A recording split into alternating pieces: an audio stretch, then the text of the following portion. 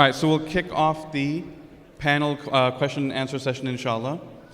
And I'd like to direct the first question to our female shuyukh, our sister shuyukh who are on stage. Given what we've heard, what would be the best way to engage our surroundings to make a positive change? What are practical things that we can do individually while maintaining that Islamic worldview? Assalamu alaikum. I know it's really late, and I'll just try to make the answer as brief as possible. I always feel that whenever it comes to bringing something into our lives that's beneficial, that's rewarded, that's important, to go back specifically to the hadith of the Prophet Muhammad ﷺ to do the small thing but be consistent, right? I remember even the same applies to studying. You know, whatever the good thing is, start off and do something small, be consistent, and that discipline will grow. And then the offering will get bigger. It won't just remain small. I remember someone once said that if a person commits themselves, for example, to just reading 15 minutes a day, that in 10 years they'll be a scholar. And I was like, no, that's not true. And they said, no, because if you can get that discipline down, that every day, no matter what, I'm doing this, then that 15 is going to turn to 30, it's going to turn to an hour, it's going to turn into a formal program, it's going to turn into something. But you have to actually start with something small and consistent from where you actually are. So every person looks at their own life and their own day and their own week. And a major part of, Sheikh Omar Suleiman said this so beautifully, that this deen itself is about love and service, right? It's about loving humanity, loving the creation of Allah subhanahu wa ta'ala, and then we're calling people through khidmah, through service. So there's some khidmah that you can do, every single person can do. A child can do, a mother who's busy can do, a father who's an elderly person can do. There's some small thing that every single person can do. And they have to look within themselves to see what it is that they can offer and do and commit to. And just start with that and watch how that little drop turns into a pool, turns into something much, much bigger. And it will grow in that way. But it has to be a commitment as Sheikh Omar Suleiman mentioned, that this is not about one-upping anyone. This is not about having a stripe on our shoulder. There's a narration of the Prophet Muhammad ﷺ I really love. This one really blew me out of the water.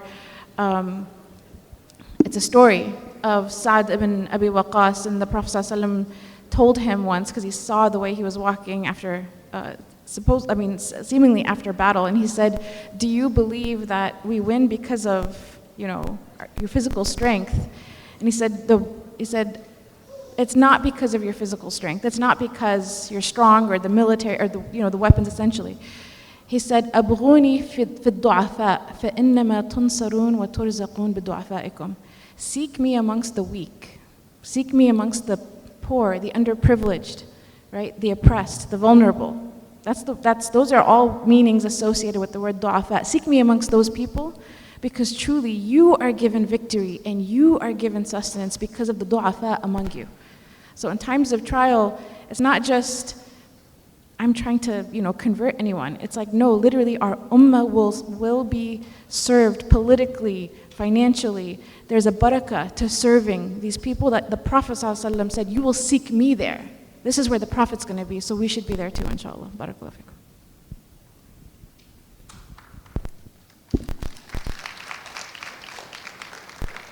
So this question is addressed to anyone on the panel. When it comes to tactics versus strategy, if there's a disagreement philosophically about how certain folks in the community are responding to something that's really pertinent in what's going on in the United States, what's the best form of disagreements that you would advise? And when is there a place to discuss strategy versus tactics that we might not disagree with based on our approach to that specific issue? I guess I'm just going to add a question further on top of that question, because I think that's what it's going to kind of take to move it along. And plus I have certain curiosities myself. I know that, not to take anything away from anyone else who might also have something on this, but I know obviously, because we talk a lot, Sheikh Omar has done a lot of reading and thinking and deliberating in this particular area about kind of the ideology of violence and nonviolence and kind of just a whole negotiation between the two. So one thing that I can think of based off of the question he's talking about is when it comes to, okay, there's a wrong, now we need to find a way to correct this wrong. So what is an acceptable strategy and non-acceptable strategy? One thing I can immediately think off the top of my head is that unless we are enabled with a state and an organization of Muslims under a unified banner, which obviously is a very, very, distant, Allah knows best, reality or not, but nevertheless, we're definitely not there. So in our current state and circumstance, what I can definitively say is that crossing the line into violence and crossing in the line into destabilizing life for normal people is something Islam would not allow for. But then when it comes to work in the community or in the political sphere, what are some of the different strategies or approaches? So I think there are a few ways that sometimes it's helpful to look at, like you said, the non-negotiables. So obviously, we talk about innocent life and never delving into that.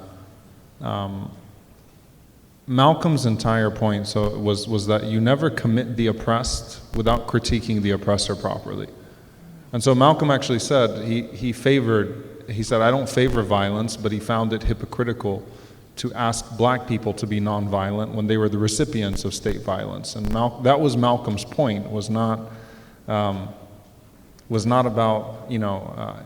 Malcolm was never violent, for example, but he didn't see that it was appropriate. It's just like, it's basically when you get to the both sides stuff. When you get to a line where you're equating oppressor and oppressed, there's a major problem with that. When you both sides, the Israeli-Palestinian issue, and subhanAllah, if you read his essay on Zionism that he wrote after going to Gaza, Malcolm went to Gaza in 1964, he went to Khan Yunis, and he said that they clipped the bird's wing and then they blame it for not flying as high as they. So basically years go by and then you see two sides fighting and you can't tell who's the aggressor anymore because most people just think it's two people fighting each other, and so one seems inherently barbaric and regressive, the other one seems more progressive and more enlightened because people are not aware of the circumstances and the horrific origins of those things. So it's important to take a step back and to actually diagnose conflicts. It's just like, it really upsets me when people keep saying the Syrian civil war. A man butchered his people. The people of Syria did not raise arms on their aggressor. They went out peacefully protesting and he butchered them. You don't call it a civil war. It's important for us to get terminology right and to get the origins of things right. So I think when we blur the lines of conflict, we do a great disservice. When we burden the oppressed instead of the oppressor. I do think we need to maintain a safe distance from governments. Financially, start there. All right? You cannot maintain your integrity if you're financially taking money from governments, by the way, foreign or domestic. I mean, I'm going to be very real here. I have a deep problem with that. If there's money involved, then your independence is going to be compromised. Your integrity is naturally going to be compromised, so we should keep a safe distance from that. Now, if you're engaging different spaces, one of the things about Malcolm and Martin is that they say, Martin is used to legitimize every illegitimate form of engagement. Malcolm and the villain caricature is used to delegitimize every legitimate form of resistance. Likewise, when you read into the seerah, anyone who wants to justify engagement can use Hudaybiyah. And just use Hudaybiyah and just run with it.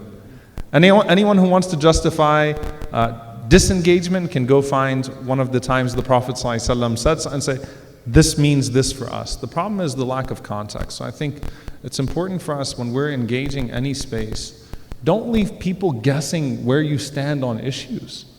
I say that to myself first. And by the way, at ISNA, there was a question about what mistakes do you think you've made? Like, what are some vulnerabilities? I think one thing we all need to do a bit better, those of us that are engaging political spaces, need to be a little bit more clear about the frameworks that we're using and not leave people guessing on issues.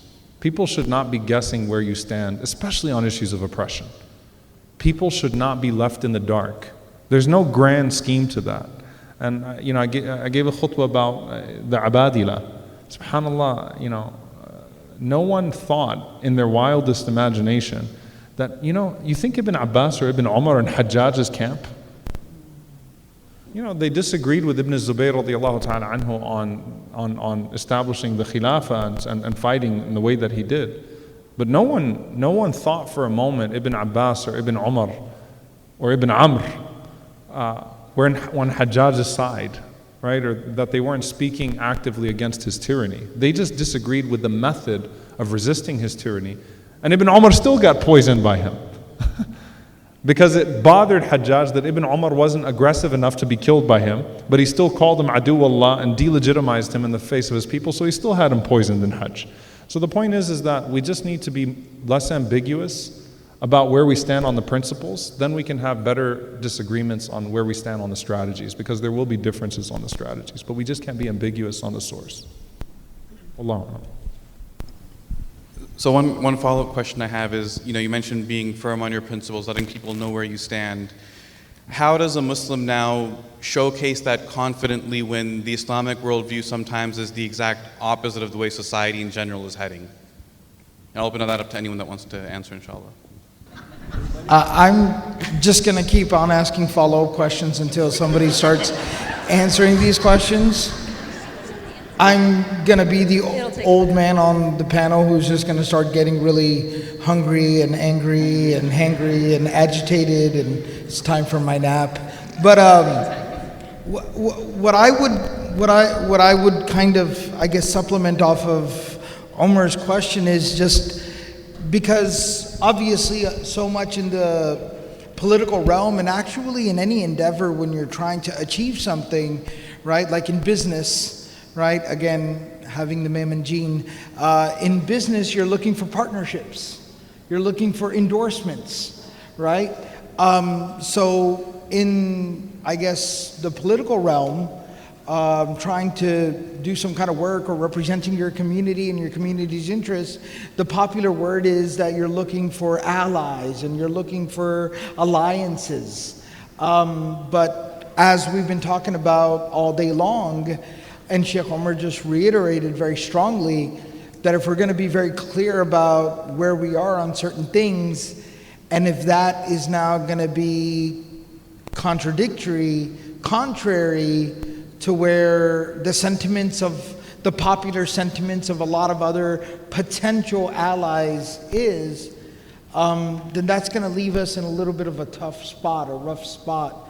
So how do we navigate those kind of waters? Because then all of a sudden you do find yourself in some kind of treacherous kind of waters, right? It's a little bit, where's your footing? Because the Muslim community feel exposed, right? We heard multiple times today about Islamophobia and everything that's going on. So we want to try to leverage any and all support and alliances that we can get.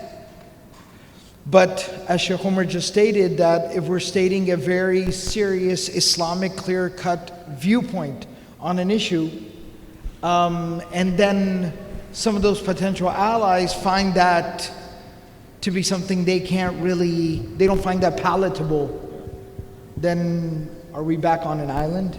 I think that the main, it's an organizing principle that I operate from, is that operate on a set of issues.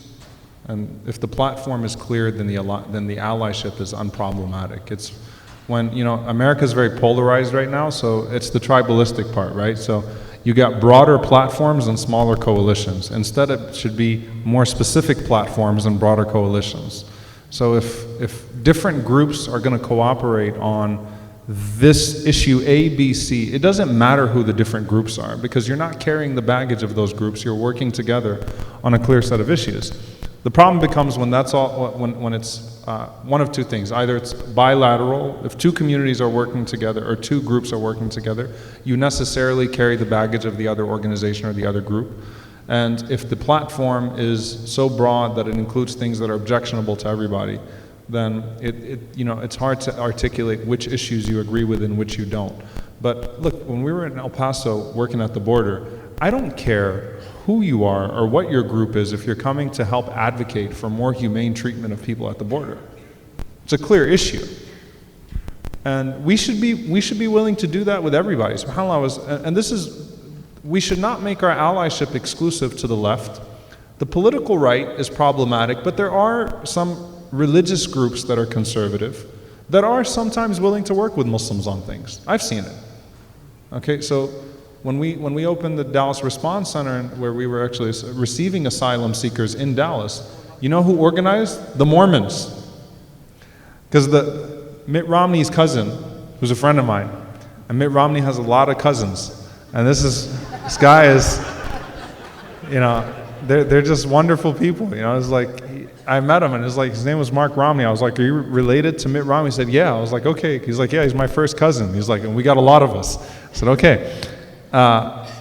He doesn't agree with me on immigration policy, but he said, but this isn't it. Like, this is inhumane. So he said, we'll get the cots, we'll get the food, we'll do what we have to do. So where there is room to work with people on specific issues, anyone that extends their hand to us, we should be willing to work with them on specific issues. The thing here is, be specific about the platform. And when you work together on things that you agree upon, it helps you navigate better differences. So once you establish a relationship working on things you agree upon, you can have some of those difficult conversations backdoor. Not in front of the public, not over a heated Twitter battle. Like, you actually sit with people behind the scenes that you've gotten to know working on something that's good and say, look, we don't see eye to eye on this. How are we going to navigate this in a civil way publicly? Because you're on first name basis now. So that's how it works in local community. Build those relationships with people, work on specific issues, navigate tensions backdoor, because nothing ever gets solved in a public spat. Some of the themes throughout the day also touched on creating this framework both at a societal level and a familial level about enacting changes and pushing forth change. Imam Umar, you mentioned that we can't really point to one thing that the American Muslim community is at the forefront on in leading an issue or a change that's not reactionary to what's currently happening in political discourse. To everyone, what do you feel like are the steps in your view to get to that point? Not saying what specific issue, but how do we even have a conversation given the differences, given the multitudes of perspectives that come into our community, and what issues should be at the forefront or shouldn't if there's an effort going forth? In your estimation, for each of the panelists, what do you think are the steps to get us to that point to even have a discussion about that? But you're saying that in order to get to the point where we can talk about what are some of the different perspectives that there might be amongst different folks trying to do stuff in the community or just in society, enact some kind of change, what are some practical ways to kind of get to that point where we can respectfully have the discussion? I think a big part of it has to be about just starting off by just humanizing the other people and other folks. Just recognizing the fact that you are talking to, you are dealing with, we are all sharing space with other human beings. It all begins there. It all starts with that, right? The Prophet ﷺ, and even how the Quran speaks about the issues and difficulties that human beings experience, it really broadens the scope to talk about, وَإِن يَمْسَسْكَ اللَّهُ بِضُرٍّ فَلَا كَاشِفَ لَهُ إِلَّا هُ. There's no one excluded from that there. Basically saying, if any type of affliction or difficulty comes upon people, no one can remove that but Allah. No one's excluded from that. It's opened up. Recognizing that everyone goes through difficulty, everybody deals with tragedy. And so the Prophet ﷺ, just to give one little example, Qissatul Arashi. Right? Qissatul Arashi, a man came from Arash and he was selling his camels, and Abu Jahl basically took the camels, said, I'll pay you later, and then never ended up making a payment. When the guy showed up to collect the payment, Abu Jahl said, who are you? What do you want? And when the guy started pressing, Abu Jahl said, do you know who I am? Do you understand what I could do to you? And the man in his desperation goes to the Haram, the Kaaba, and he starts crying over there. And some people are like, what's going on, brother? How can we help you? And the second they find out that he's got an issue with Abu Jahl, they're like, sorry, we can't help you.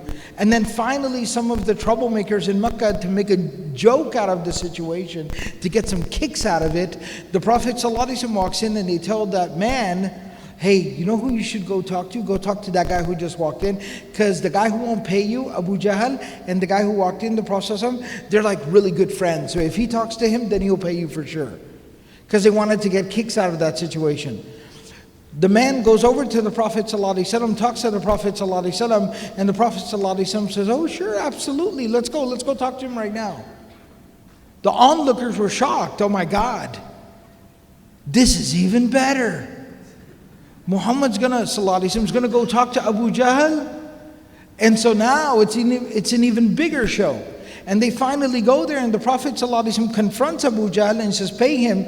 A miracle occurs there where Abu Jahl later on says that he saw there was like a giant creature standing behind the Prophet ﷺ, intimidating Abu Jahl, where Abu Jahl said that he felt like the creature was going to like eat him on the spot if he did not comply. But nevertheless, he ended up paying him. And what's really, really fascinating is that Ibn Kathir writes at the end of bringing the couple of different narrations, one from Ibn Ishaq, one from Bayhaqi. At the end of it, he actually brings that no one in any narration has ever mentioned that the Arashi man became Muslim before he departed. Nobody ever mentions, no version of this story ever mentions that the man became Muslim. You know, and so it just once again kind of shows the Prophet ﷺ, you know, recognizing every single person as a human being, recognizing their challenges, their struggles, their tragedies, their adversities. I think if we kind of employed that kind of an approach, we would have the kind of credibility, we'd earn the benefit of the doubt to be able to have a more difficult conversation with somebody down the road. It's just like life. I mean, these are very common sense kinds of things. If the first time I meet Sheikh Farhan, like he's like, Assalamu alaikum, wa alaikum salam, and then I criticize him, he's gonna turn to somebody and be like, what's that jerk's name? But if I know him and he's my friend and I, known him and I buy him gifts and I text him and I call him and I love him and I appreciate him, and then one day I kind of tell him, it's like, hey, you shouldn't do this way. He'll say, thank you very much. I appreciate you letting me know. Even if he disagrees, he says, you know what? I have my reasons for doing what I do. I don't completely agree with your viewpoint, but I still appreciate you talking to me. Because there is some kind of context there. I've kind of, earned that kind of credibility. And we talk about the Prophet ﷺ, he was Sadiq al-Amin before he ever preached to anybody. So, Wallahu ta'ala, but that's just what occurs to me. Assalamu alaikum. I just wanted to, please clap. Yes. Forgive me, it's late, and I'm, alhamdulillah, trying to think. I was thinking about this as you were talking, and specifically the last point that you ended on. Essentially, and I feel like it's been repeated all throughout the day, this idea of empathy, this idea of connect before you correct, right? And I think as it relates to the question that was asked, we as a community, I feel, can do a lot more in regards to unity and building a platform around the areas that we really appreciate about one another. The saying, like, don't hate, appreciate. There's different organizations. There's not every single thing that every single organization does is agreed upon by every other organization. Within the Muslim community, within our Islamic institutions. And alhamdulillah, we have things like Shura Council that brings everyone together under one umbrella.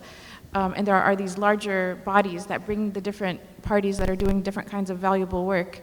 But I think that if we really strive towards how do we look into what is being done, the good that is being done, and really somehow acknowledge that and highlight that as part of the platform of Muslims in this country. And I remember, for example, and I think I was part of an organization for like 15 years, and one of the things that used to always frustrate me is I knew a lot of people hated this organization for whatever reason, and they had biases against it, and they had whatever stories about it from it being from overseas and whatnot. But one of the things that used to always bother me is I'm like, they do youth groups, they serve the homeless, they have halaqas and they learn Quran and tafsir and hadith. Like, even if you disagree with the entirety of it, at least acknowledge that they exist and are doing good in this country. And and I'm not part of that organization today, as an, officially in that capacity, but those are still things that if we're fair, we have to appreciate that they're doing this work. We can't write people off because we don't like one thing that they're doing.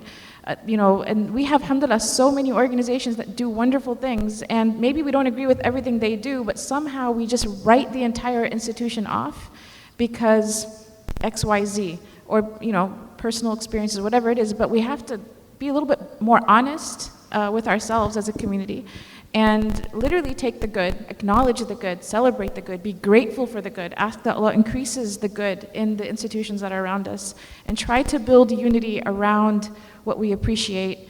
And what we disagree on, like, let's disagree on that honestly behind closed doors. On social media, Twitter, Facebook, those are not the places to be having these debates.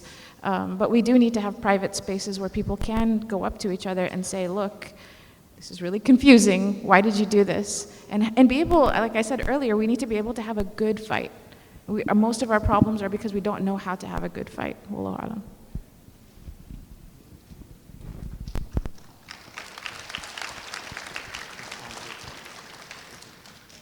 So we want to thank our panelists for this session, for this evening, inshallah. Please stay seated. We have a brief closing remarks, but please do give a round of applause for all our panelists and our speakers for this session.